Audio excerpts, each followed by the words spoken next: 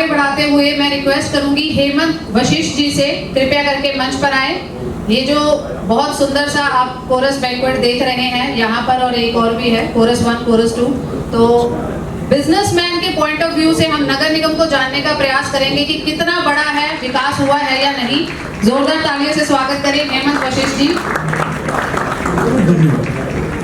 बहुत बहुत स्वागत है हेमंत जी आपका। सबसे पहले जानना चाहेंगे हेमंत जी, आपको क्या लगता है कि नगर निगम को प्रभावित करती है राजनीति या राजनीति को नगर निगम?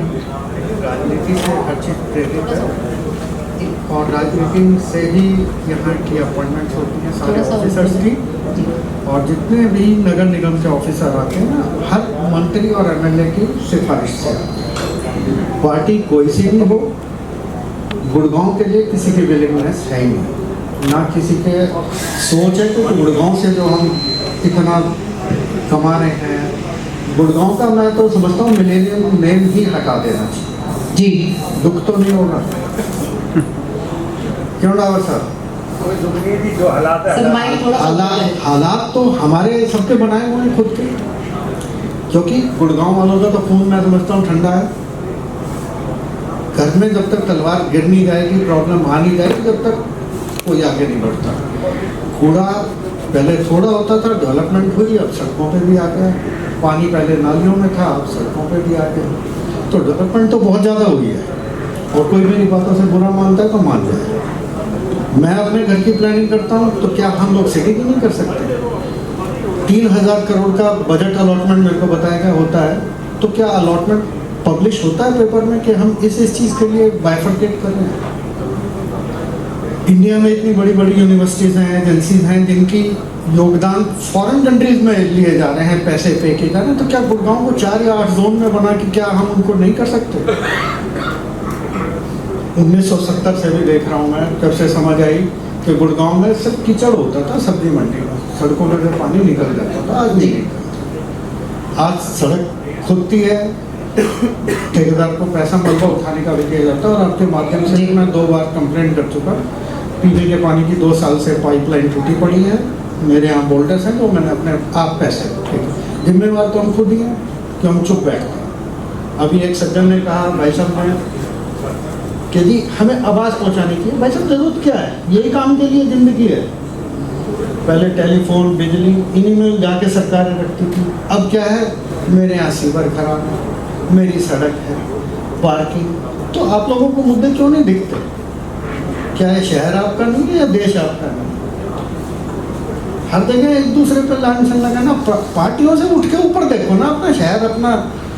और जिस दिन आप लोग, मैं समझता हूँ कि जिस दिन आप लोग कॉरपोरेशन के दफ्तर में कमिश्नर के सारे इकट्ठे होकर पहुँचेंगे ना, और हाथों में कुछ होगा, तो आपके सारे काम हो जाएंगे। जब तक आवाज़ें पहुँचाते रहो तो पहुँचाते रहो, डेवलपमेंट हो जाएगी। सर, अगर आप बिजनेसमैन के पॉइंट ऑफ व्यू से भी देखें कि कितनी दिक्कत आती है नगर निगम की सुविधाओं को लेकर, अगर वो नहीं मिल पाती है तो? मैडम आपको एक चीज़ बता देता हूँ जी।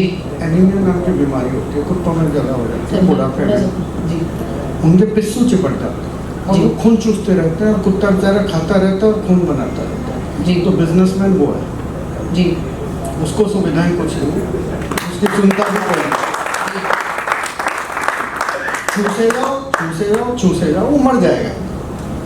सरकार पार्टनर है आपकी साइलेंट जी।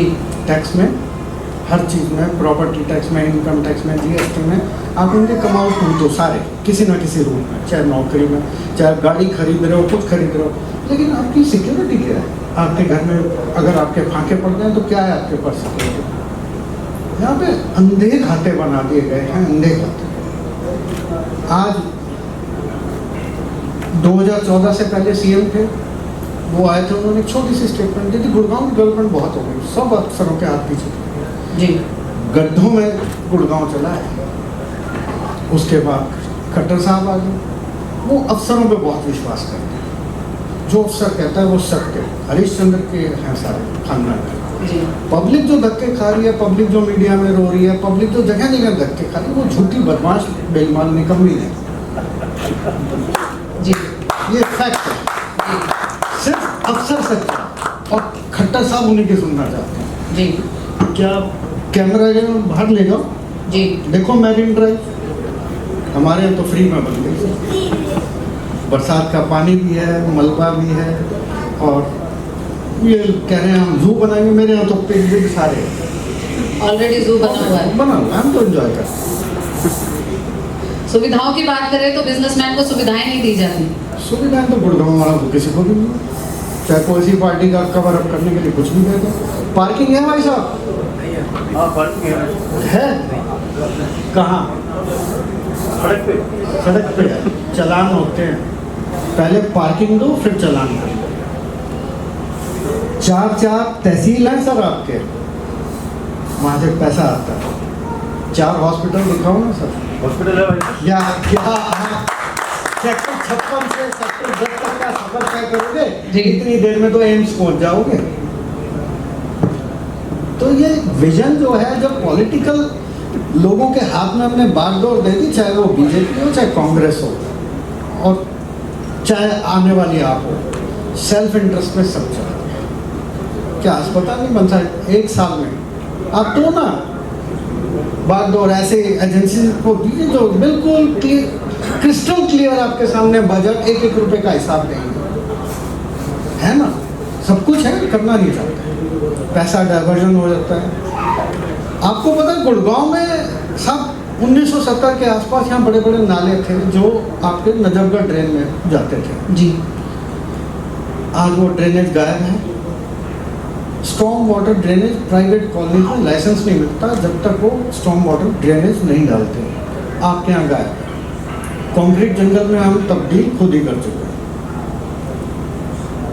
आपको इस चीज़ के लिए आवाज़ उठानी पड़ेगी कि स्ट्रॉन्ग वाटर ड्रेनेज हमारी गुड़गांव की सबसे बड़ी रिक्वायरमेंट है, क्योंकि सारी बिल्डिंग्स को, दूसरा अभी बिजली है, इनमें भी योगदान एमसीजी का है। ये सारी कनेक्टिविटी बेसिक जो मदर है वो एमसीजी है, क्योंकि ये सुविधाएं देने की प्रक्रिया जो है एमसीजी से शुरू होती है। एमसीजी इन सबको तार डालने के लिए, सब स्टेशन, आज बस अड्डे की प्रॉब्लम एमसीजी है जी। और एमसीजी की तरफ कोई नहीं, क्योंकि सबका इंटरेस्ट हो सकता है। मेरा भी रिश्तेदार कोई आई पर मैं उस रिश्तेदार की फरिया खेलने में 1 मिनट नहीं लगाऊंगा, क्योंकि मैं गुड़गांव का, मेरे को अपना घर देखना। जिस दिन आप अपने घर की रक्षा करना सीख जाओगे, गुड़गांव सुधर जाए।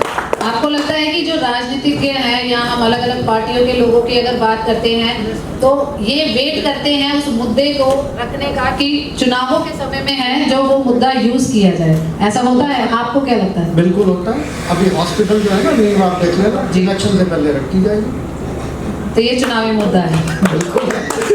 ये आम जनता की, सोशल वर्कर की और बिजनेसमैन की आवाज है जो हम वायरल सच के माध्यम से। हालत तो ये है, यहाँ के एमएलए एमपीज भी पैरालाइज्ड हैं जी, क्योंकि उनको ऊपर से ही रोक रखा है कि वो काम नहीं करोगे, क्योंकि इलेक्शन पे दिखाना है हम ये कर रहे हैं। उसके बाद भी देखो, पब्लिक की पावर बहुत बड़ी होती है, सत्ता परिवर्तन पब्लिक के हाथ है। लेकिन क्या आप ऐसे नुमाइंदे दे रहे हो कि जो आपके हक के लिए लड़ेंगे? आप घूम फिर के 4 आदमी हो, 5 आदमी हो, 4 पार्टीज, 5 पार्टीज के इर्द गिर्द ही घूम रहे हैं जी, जो कि आप फिर वोट देने के बाद ठगे से महसूस करोगे कि आप ये भी गलत है। तो एक इन सबको साइड में लगा के आप यूनाइटेड हो जाओ और पॉलिटिकल पार्टीज को साइड में रख के अफसरों की खिंचाई कर लोगे ना जिस दिन, और अफसरों को जिस दिन डर लगेगा कि पब्लिक आ रही है, वो आपके लिए पहले दरवाजे पे खड़े होंगे, सर आपका काम हफ्ते में हो जाए। This is the real story. भ्रष्टाचार के ऊपर क्या कहना चाहेंगे? नगर निगम में भ्रष्टाचार की बात होती है। मैडम ऐसा है, मैथमेटिक्स पढ़ो, आपकी तनख्वाह कोई एक बता दे, कोई जॉब करता हो कितनी लाख होगी, 10 दिन चक्कर काटोगे तो आपको समझाया जाएगा आपने 30,000 रुपये खो दिए सर, आप 10,000 तो मांग रहे थे। तो आप उस मैथमेटिक्स में मजबूर हो जाते हो, क्योंकि आपको लगता है 20,000 बचेंगे, 10 देकर पेड़ छुड़ा। और अब तो जब से सरकार में तो काम ही नहीं होते सुनने में आप जी। 10 महीने से निवर्तमान पार्षद हो चुके हैं, तो ये हाल है। तो ठीक है, अब हर एक कोई अपनी पॉलिटिकल इमेज देख के चल रहे हैं कि इमेज का पर्दा हट जाएगा, अगर हार गए तो इलेक्शन अभी मत करो। तो राजनीति की भेंट या अधिकारियों की भेंट चढ़ रहा है गुरुग्राम। 70 साल से यही हो रहा, क्योंकि हम जो नुमाइंदे करते हैं उसके बाद हम अपने हाथ करवा देते हैं। वोट टू रिकॉल, उस पे आ जाओ, इकट्ठे हो जाओ कि गलत है, इसका इलेक्शन दोबारा हो, और अफसरों को भी चाहिए, अगर नहीं कर पा रहे तो गुड़गांव में जरूरी है यहाँ तुम्हें रहना, कहीं और रह लो, यहीं क्यों बच्चे पढ़ रहे हैं? तो हर जगह पर्सनल इंटरेस्ट से हम बंधे हुए। जिस दिन पर्सनल इंटरेस्ट से बाहर निकलेंगे गुड़गांव सड़क हो जाएगा।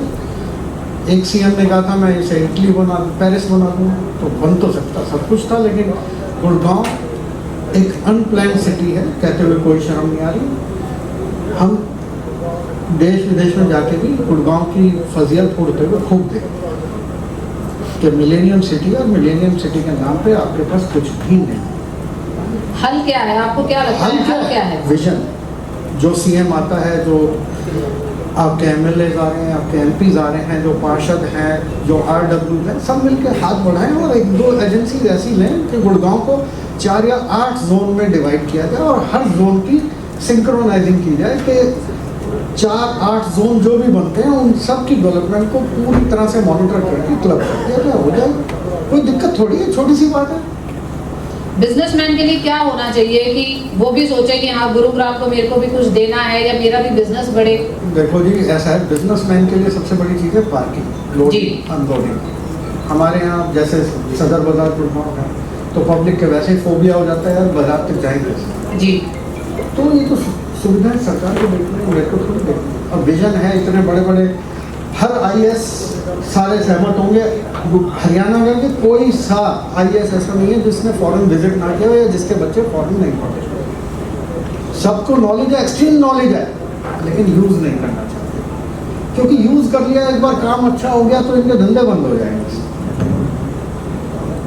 आज सड़क में एक बार एक ट्रेंच खोल के डाल दो, सारी केबल्स उसमें आ जाएंगी, बार बार रोड खोदना बंद हो जाएगा। दिल्ली में भी तो एक बार, लेकिन सबको पता, लेकिन करना कुछ नहीं, क्योंकि जब तक सड़क नहीं खुलेगी, दोबारा बनेगी नहीं, टूटेगी नहीं, तब तक कैसे धंधे चलेंगे? देशभक्ति का काम है मैडम, टैक्स बनता है, परिवार चल रहे हैं, मजदूर बार बार लग रहे हैं, ये तो डेवलपमेंट के काम है। बहुत बहुत धन्यवाद हमारे साथ बात करने के लिए।